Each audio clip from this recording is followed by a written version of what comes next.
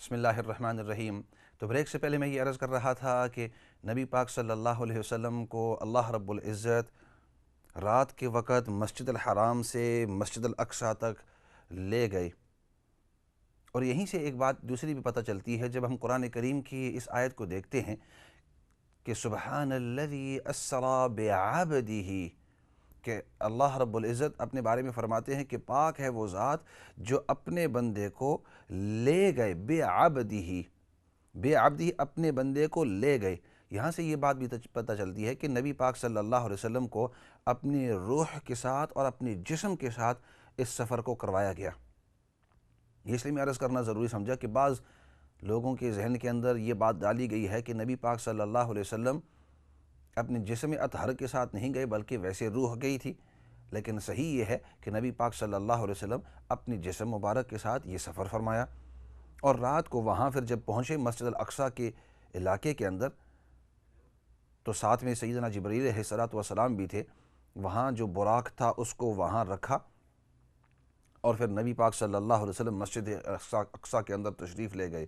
اور حدیث پاک کے اندر آتا ہے کہ جتنے بھی انبیاء علیہ السلام تھے، سیدنا آدم علیہ السلام سے لے کر اس وقت تک جو آخری نبی سیدنا عیسیٰ علیہ السلام آئے ہوئے تھے، اور چونکہ نبی پاک صلی اللہ علیہ وسلم تو زمین کے اوپر موجود تھے، جتنے بھی انبیاء تھے تمام کے تمام احتراماً وہاں مسجد اقصیٰ کے اندر موجود تھے۔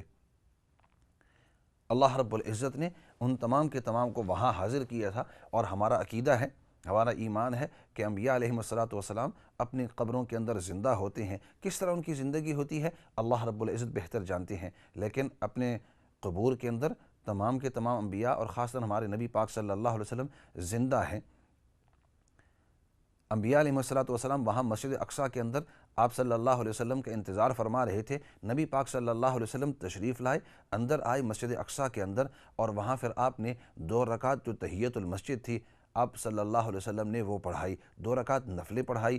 آپ صلی اللہ علیہ وسلم امام تھے، اور باقی جتنے بھی انبیاء علیہ السلام وہ پیچھے نماز کے اندر آپ کے پیچھے تھے، اور تمام کے تمام انبیاء پیچھے تھے۔ اسی وجہ سے نبی پاک صلی اللہ علیہ وسلم کا لقب بھی امام الانبیاء، تمام انبیاء کے امام، چونکہ اس رات کو آپ صلی اللہ علیہ وسلم نے انبیاء علیہ السلام کی امامت کروائی۔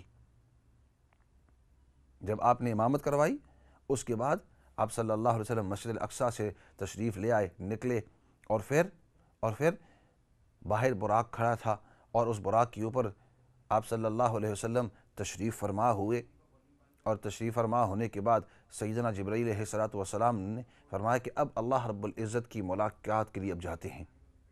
اب اوپر وہ اڑنے لگا، پہلے آسمان پر، دوسرے آسمان پر، تیسرے آسمان پر، اور ہر آسمان کے اوپر مختلف نبی تھے۔ چنانچہ ایک آسمان پر سیدنا یحییٰ علیہ السلام تھے، دوسرے کسی اور آسمان کے اوپر سیدنا موسیٰ علیہ السلام تھے، کسی اور آسمان پر دوسرے نبی تھے، مختلف آسمانوں کے اوپر۔ اور جس آسمان کے اوپر آپ صلی اللہ علیہ وسلم تشریف لاتے تو اس کے اوپر ہر نبی کے اوپر فرماتے السلام علیکم اخ صالح و نبی صالح، سلام ہو آپ کے اوپر اے میرے نیک بھائی اور اے میرے نیک نبی، اس طرح اس انداز کے اندر، یہاں تک کہ جب آپ چھٹے آسمان کے اوپر پہنچے تو ہر نبی یہ فرماتے تھے کہ سلام ہو آپ کے اوپر میرے پیارے بھائی اور پیارے نبی، نیک نبی، اس انداز کے اندر۔ لیکن چھٹے آسمان کے اوپر جب پہنچے تو وہاں ابراہیم علیہ السلام تھے۔ اب ابراہیم علیہ السلام جو ہیں یہ جد الانبیاء ہیں، انبیاء علیہ السلام کے دادا ایک قسم کے۔ اب ان کا خطاب کوئی الگ انداز میں تھا۔ کال کی طرف جاتے ہیں، پھر واپس آتے ہیں کہ ابراہیم علیہ السلام کا خطاب کس انداز کے اندر تھا۔ السلام علیکم ورحمۃ اللہ وبرکاتہ۔ وعلیکم جی آپ سے مولانا صاحب،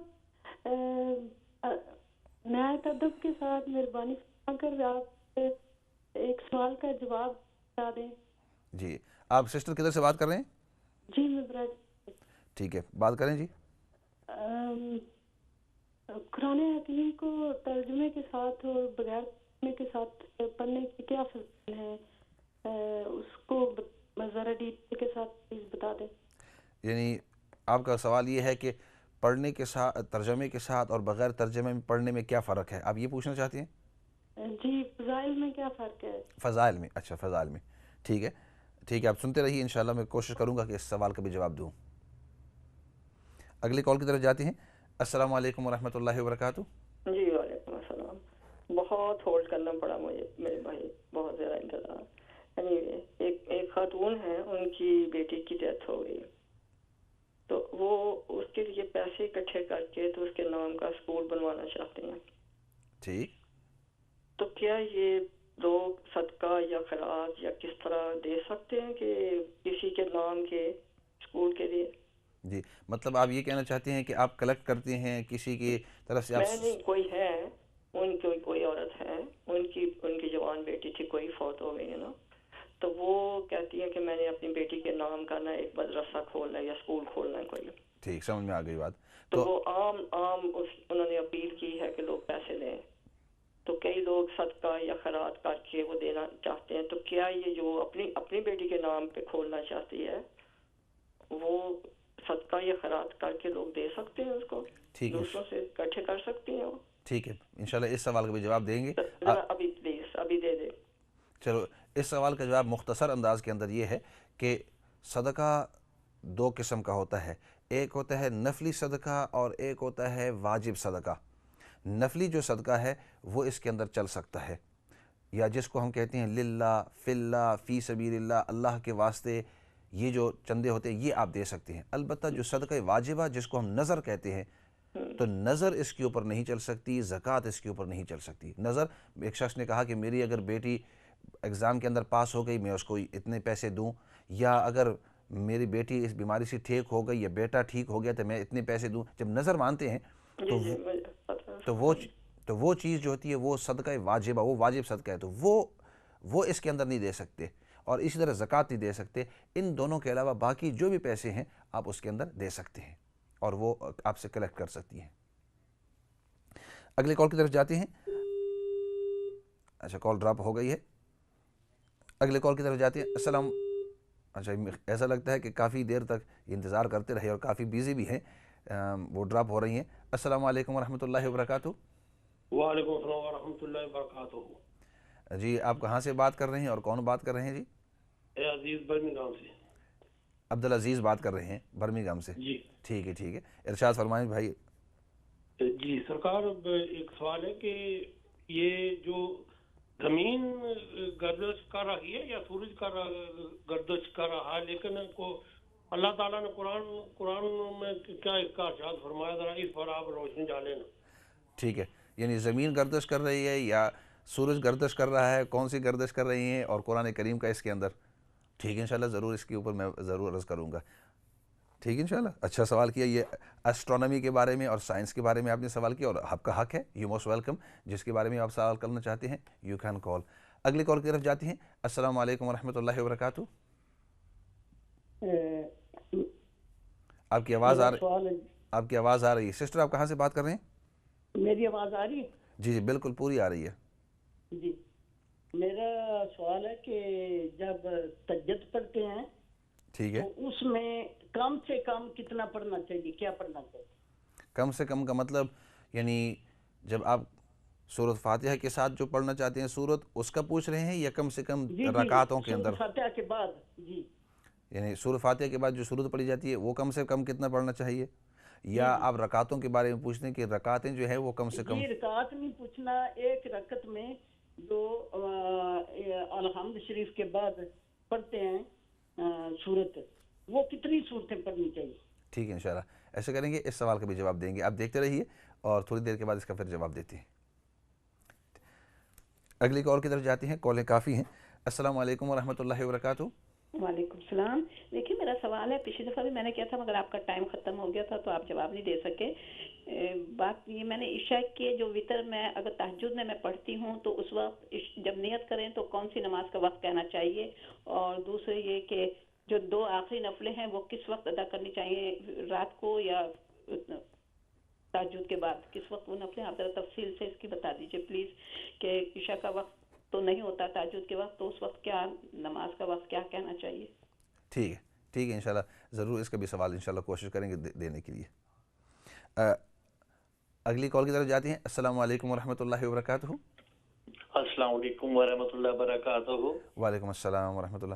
کون ساتھی بات کر رہے ہیں اور کہاں سے بات کر رہے ہیں آپ؟ جی میں سہیل شفیق بات کر رہا ہوں نوٹنگم سے. ٹھیک ہے سہیل بھائی. ہاں جی کیا حال ہے جی؟ ٹھیک ٹھاک ہے الحمدللہ. میں آپ سے ایک سوال پوچھنا چاہتا ہوں کہ میں ایک گھر کو فیڈ کر رہا ہوں تو ان کو میں زکوٰۃ اور صدقہ دے سکتا ہوں؟ ان کا کوئی کمانے والا نہیں ہے، نہ ان کا بیٹا ہے، نہ اس کا کوئی ان کا خاوند ہے، اور وہ یہ زکوٰۃ اور یہ لینا بھی نہیں چاہتے، مگر میں ان کو فیڈ کر رہا ہوں، میں دینا چاہتا ہوں، دے سکتا ہوں ان کو؟ اچھا، جس گھر کو آپ فیڈ کر رہے ہیں وہ ادھر ہیں یا ابراڈ ہیں؟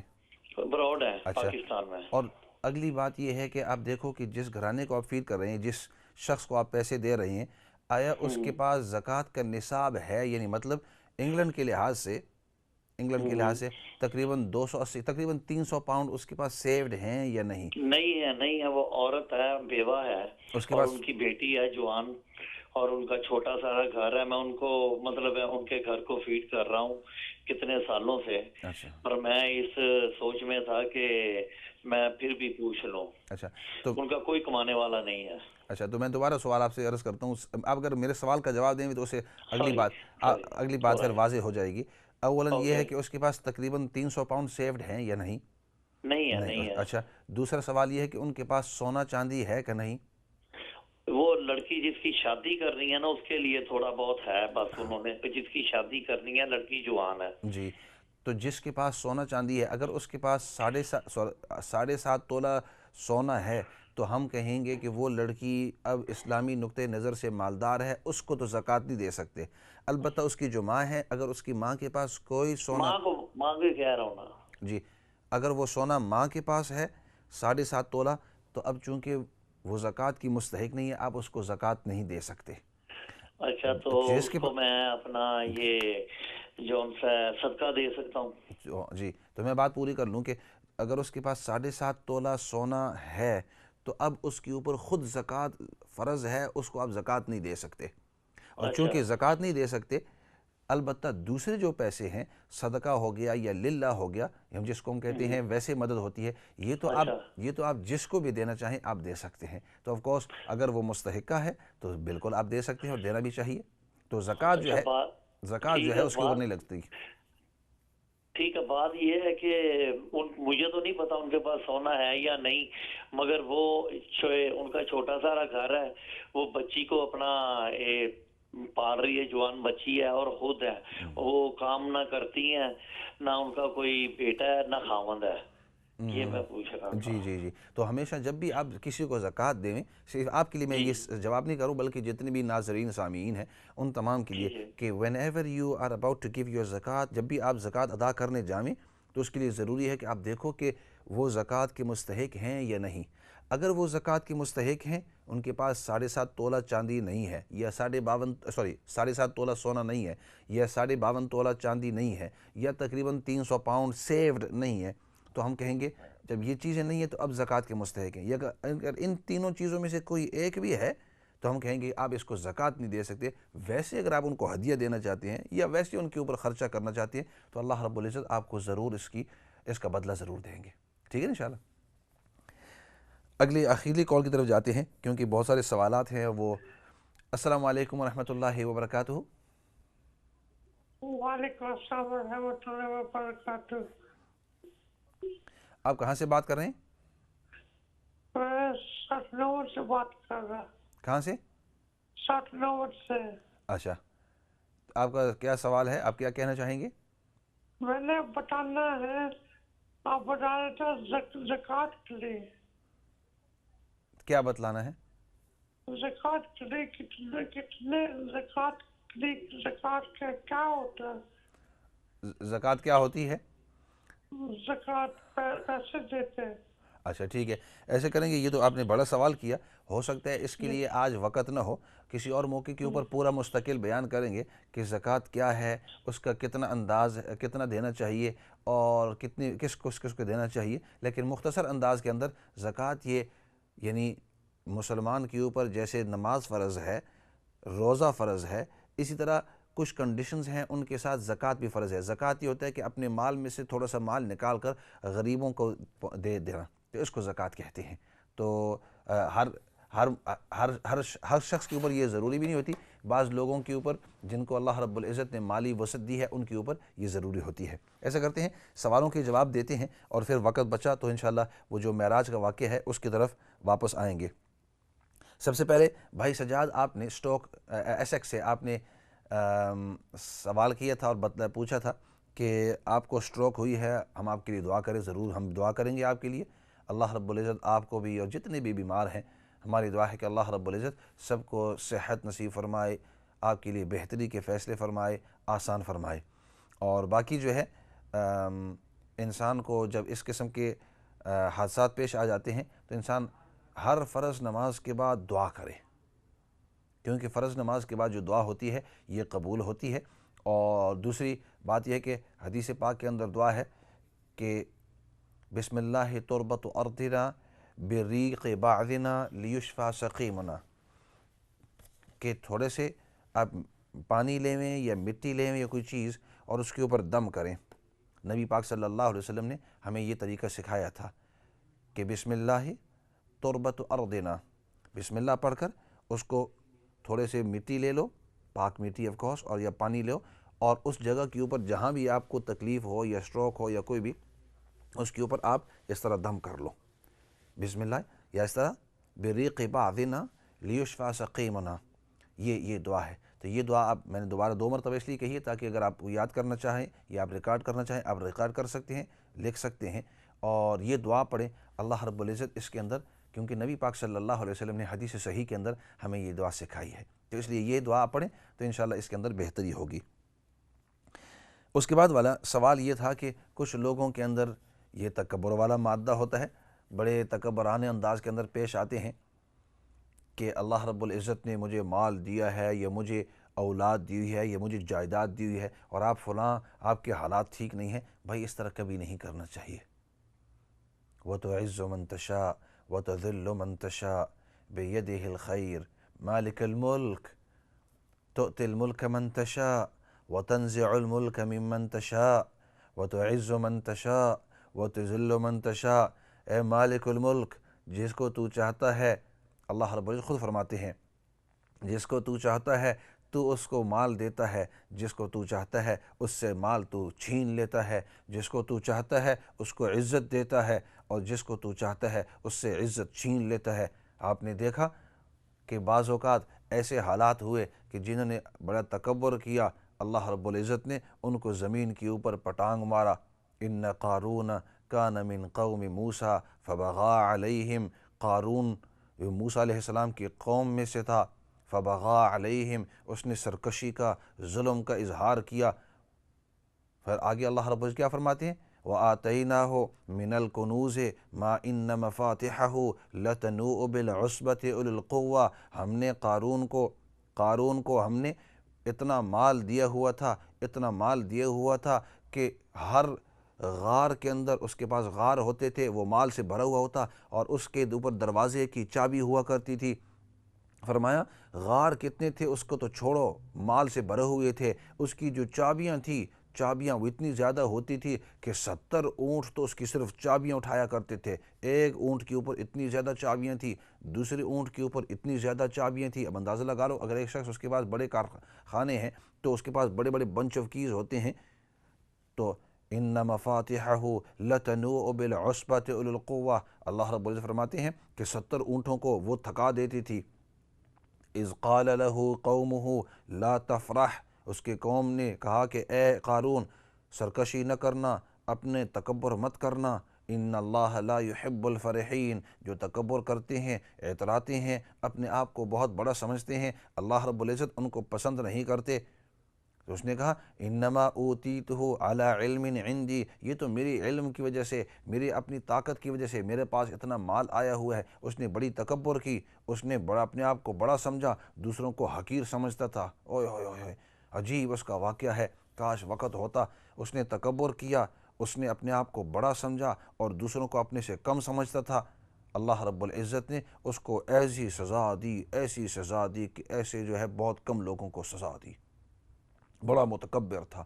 تو اس لیے تکبر جو ہے یہ کسی انسان کے ساتھ زیبا ہی نہیں، کسی انسان کے ساتھ یہ اچھی لگتی نہیں۔ اللہ رب العزت کو عاجزی انسان سے یہ پسند ہے۔ تکبر یہ اللہ رب العزت ہی کی ذات کر سکتی ہے، اللہ رب العزت ہی کر سکتے ہیں تکبر۔ کیوں؟ اس سے بڑا کوئی ہے ہی نہیں، اس سے بہتر کوئی ہے ہی نہیں، اس سے کوئی اچھا ہے ہی نہیں، اس سے بڑا عزت والا کوئی ہے ہی نہیں، اس کے پاس تکبر ہو سکتی ہے۔ خود اللہ رب العزت فرماتے ہیں الکبریا و ردائی، تکبر یہ میری چادر ہے، میں کر سکتا ہوں۔ جو شخص یہ مجھ سے چھیننا چاہے، جو شخص تکبر کرنا چاہے، میں اس کو جہنم کے اندر پھینکوں گا۔ تو اس لیے کبھی بھی اپنے آپ کو متکبر، بڑا پن اور دوسرے کو حقیر نہیں سمجھنا چاہیے، کیونکہ اللہ رب العزت ایسے لوگوں کو آخرت کے اندر تو نقصان ہوگا ہی ہوگا، آخرت کے اندر سزا ہوگی۔ اللہ رب العزت ایسے لوگوں کو دنیا کے اندر بھی ذلیل کرتے ہیں۔ اور ہم نے اور آپ نے بھی دیکھا ہوگا کہ بڑے بڑے وقت کے پرائم منسٹر تھے، پریزیڈنٹ تھے، وہ اپنے آپ کو بڑے عزت دار سمجھتے تھے۔ اللہ رب العزت نے مخلوق کے سامنے لیڈروں کو، اللہ رب العزت نے مخلوق کے سامنے ان کو ذلیل کیا۔ ان کے پاس مال بھی تھا، وہ سمجھ رہے تھے ہمارے پاس عزت بھی ہے، ان کے پاس اتھارٹی بھی تھی، ان کے پاس فوجیں بھی تھی، دبدبہ تھا، لیکن اللہ رب العزت نے ایسے ذلیل کیا مخلوق نے ان کو دیکھا ہے۔ تو اس لیے تکبر بالکل کسی صورت کے اندر نہیں کرنا چاہیے۔ اللہ رب العزت کو عاجزی بڑی پسند ہے۔ تو خیر اگلے سوال کی طرف جاتے ہیں۔ سوال یہ تھا کیا کہ ہم قرآن کریم کو ترجمے کے ساتھ پڑھتے ہیں اور بغیر ترجمے کے پڑھیں تو اس کا ثواب فضائل کے اندر بغیر ترجمے پڑھنے کے فضائل نبی پاک صلی اللہ علیہ وسلم نے ہمیں بتلائے ہیں، اور یہ بتلایا ہے کہ اس کا اتنا ثواب ملے گا، اور پھر اس سے خود انداز لگا لو کہ اگر بغیر ترجمے کے پڑھتے ہوئے اتنا ثواب ملتا ہے تو ترجمے کے ساتھ ظاہری بات ہے اور زیادہ ملے گا، کیونکہ قرآن کریم کو آپ پھر گویا سمجھ کر آپ پڑھ رہے ہیں۔ لہٰذا یہ جو نبی پاک صلی اللہ علیہ وسلم کا ارشاد ہے کہ ایک ایک حرف کے اوپر اللہ رب العزت آپ کو 10 نیکیاں دیں گے، 10 نیکیاں دیں گے۔ اور پھر آگے نبی پاک صلی اللہ علیہ وسلم کا ارشاد ہے، فرمایا کہ الف لام میم، میں یہ نہیں کہتا ہوں کہ یہ ایک حرف ہے، بلکہ الف حرف، لام حرف، میم حرف۔ الف ایک حرف ہے، لام ایک حرف ہے، میم جو ہے وہ ایک حرف ہے۔ جو شخص الف لام میم پڑھے گا اللہ رب العزت اس کو 30 نیکیاں دیں گے۔ Whoever recites الف لام میم اللہ سبحانہ وتعالی will give him 30 نیکیاں۔ اور پھر علماء فرماتے ہیں نبی پاک صلی اللہ علیہ وسلم نے خاصتاً جو الف لام میم کا ارشاد فرمایا اس وجہ سے کہ اس کا فی نفسی اپنا کوئی معنی کوئی نہیں جانتا، اللہ رب العزت کے علاوہ اور نبی پاک صلی اللہ علیہ وسلم کے علاوہ دنیا کے اندر کوئی اس کا صحیح معنی نہیں جانتے، لیکن اس کے باوجود، اس کا معنی نہ جاننے کے باوجود الف لام میم صاد ہا میم، یہ جو حروف مقطعات ہوتے ہیں ان کو حروف مقطعات کہتے ہیں، تو ان کے معنی اللہ رب العزت بہتر جانتے ہیں۔ اس لیے مفسرین ہمیشہ کہتے ہیں اللہ اعلم بمرادہ، اللہ رب العزت اس کی مراد سے بہتر جانتے ہیں۔ تو اس کو بھی جب آپ پڑھیں گے بغیر اس کے معنی جانتے ہوئے اللہ رب العزت آپ کو 30 نیکیاں ملیں گے۔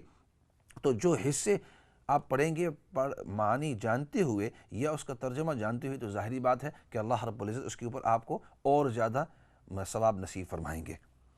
اور آگے پھر آپ نے یہ پوچھا کہ وہ آپ کام پر جاتی ہیں، ایک سسٹر تھی برمنگھم سے، you've got a job at a certain place، اور وہاں آپ کے لیے وضو کرنا مشکل ہے۔ اس کا طریقہ یہ آپ کر سکتے ہیں، 2 طریقے کر سکتے ہیں۔ ایک تو یہ کہ آج کل جو ٹوائلٹیں ہوتی ہیں وہاں چھوٹے سے سنک ہوتے ہیں، آپ سنک کے اندر بھی کر سکتے ہیں، یا کوئی ایسا موقع، کیونکہ اکثر جو جگہ ہوتی ہیں وہاں ہمیشہ ٹوائلٹ کے ساتھ سنک ہوتا ہے، تو آپ وہاں وضو ضرور کر سکتے ہیں۔ اپنے ساتھ انسان جو ہے تھوڑا سا چھوٹا سا لوٹا لے جاوے، چھوٹی سی بوتل لے جاوے۔ اگر بعض اوقات بہت اونچا ہے، انسان کے پاؤں وہاں نہیں پہنچ سکتے اوپر تک، تو نماز یہ آپ کے اوپر فرض ہے، اور آپ کے لیے ضروری ہے کہ اپنے وہاں بندوبست کر لیں۔ تو چھوٹا سا لوٹا لے لیں، اور لوٹے کو انسان وہاں سے بھر کر اپنے ساتھ چھوٹی سی یہ جو بکٹس ہوتی ہیں، چھوٹی سی بکٹ لے جاوے، اور اس بکٹ کے اندر انسان بیٹھ کر وضو کر لے۔ یہ کوئی مشکل نہیں ہے۔ آپ کی جو ٹوائلٹ کا ایریا ہے وہاں جا کر، یعنی مجبوری کی اگر حد ہے اور وہاں کوئی سنک باہر نہیں ہے، تو کم از کم جو ٹوائلٹ ہوتی ہیں اس کے اندر تو ضرور سنک ہوتے ہیں، جو بیتھ روم ہوتی ہے اس کے اندر ضرور سنک ہوتے ہیں، تو اس کے اندر آپ اپنا چھوٹا سا لوٹا ہے اس کو بھر لیں، اور آپ کی جو چھوٹی سی یہ جو بکٹس ہوتی ہیں یا جو وائڈ یہ جو قسم کے برتن ہوتے ہیں اس کو لے جاؤ پلاسٹک کے، اور یہ بیبی باتھ جیسے ہوتا ہے چھوٹا سا، اس کو لے کر انسان اس کے اندر اپنے پرانے زمانے کے اندر جیسے لوٹے کے ساتھ وضو کیا کرتے تھے، اس کے اندر اپنا چہرہ دھو لیں اور اس کے اندر اپنے پاؤں اونچے کر کے اس کے اندر دھو لیں، تاکہ باہر زمین پر بھی پانی نہ جاوے اور کسی کو تکلیف نہ ہو اور کسی کے لیے آپ تکلیف نہ چھوڑیں، اور آپ کا جو پانی کا وہ جو برتن ہے، جو وہ بکٹ ہے، اس کو آپ وہاں باہر پھینک سکتے ہیں۔ تو یہ آپ کہتے ہیں where there's a will there's a way، جہاں آپ کو کوئی نہ کوئی راستہ ڈھونڈنا چاہتے ہیں، اب وہاں کوئی نہ کوئی راستہ آپ کو ضرور مل جائے گا۔ اور آپ نے استحاضہ کی بات کی واقعی کہ آپ کو ہر نماز کے لیے وضو کرنا ہوگا۔ خیر وقت تو مختصر تھا اور وقت ختم بھی ہو گیا ہے، اور واقعہ بھی معراج کا باقی رہ گیا۔ اگلی قسط کے اندر اس کے اوپر بات چیت کریں گے اور اس کا مسجد اقصیٰ کے ساتھ تعلق، اور جو سوالات رہ گئے آئی ریئلی اپولوجائز، اگلے سیشن کے اندر آپ سوالات کر سکتے ہیں انشاءاللہ، اور ایسے کریں گے دعا کے ساتھ ختم کر لیتے ہیں اور